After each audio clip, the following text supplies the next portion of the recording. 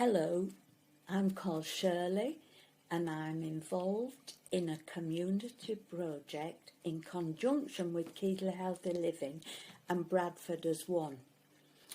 It's called Community Corner and we are looking at food. Right, I've made some placemats to show you.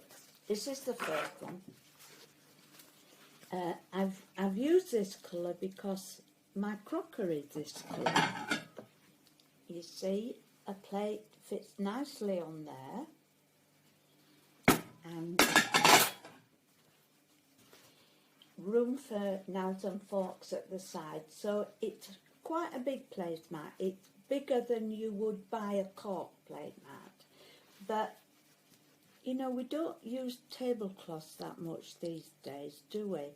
So, in a way, I think these kind of mats take the place of tablecloths.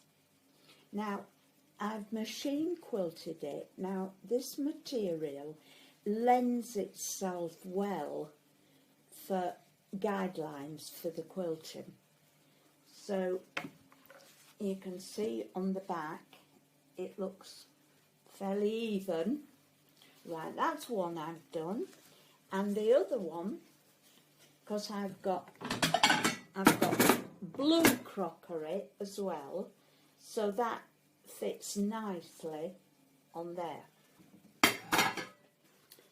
Now this material doesn't lend itself to quilting really, so what I've done, I've machine quilted from corner to corner, and then the other corner to corner, and then where the corners cross in the middle, I've used that as a guideline to go straight down the middle and all the way across.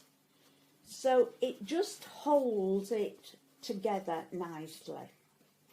Now, I'll show you how it works, the components. This first piece, this top piece, is virtually your finished size. And then we've got some wadding in the middle, and this is your backing, bigger again, cut bigger again. So we put it all together, making sure we get it exactly in the middle of the backing, and it's better to iron it first because you want it absolutely dead flat. Do the quilting first, the machine quilting first, go right to the edge of the material, of your top material, and then you're going to bend it over like this and hand stitch it round, and do the corners as best you can. I mean, it is difficult doing mitered corners, which I've done, as you can see, but they are a little bit wobbly, you know, they do look hand stitched, but it is hand stitching, isn't it? It's your stitching, your hand stitching, that's fine. Now, I'll just go over this one, which is the same. I think actually I've made this ever so slightly bigger than that one for some reason. But I haven't done any fine measuring as I normally would. It's been a bit quick and guesswork.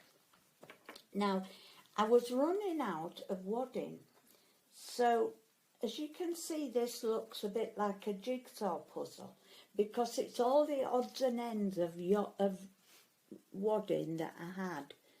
Now, can you see how I've overstitched it very carefully, edge to edge, to make a square again? Now, you might not have wadding to put in the middle. You probably won't if you're not used to doing things like this. But a good compromise is an old blanket. I mean, we all have duvets now, don't we?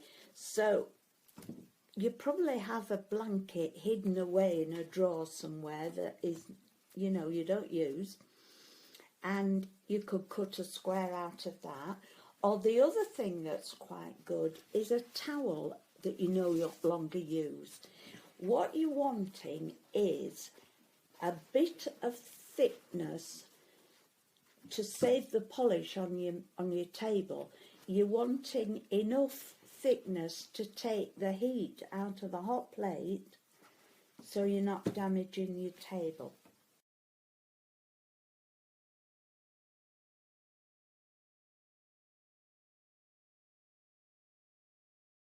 Okay, now then, I've given you the bones of putting one together, and it doesn't have to be quilted, it doesn't have to be patchwork, it's whatever you want it to be. You can do embroidery on it, you can do a plique. In fact, it's wide open for what you want to do. Now, I'd love you to get cracking and do some, and I'd love to see them.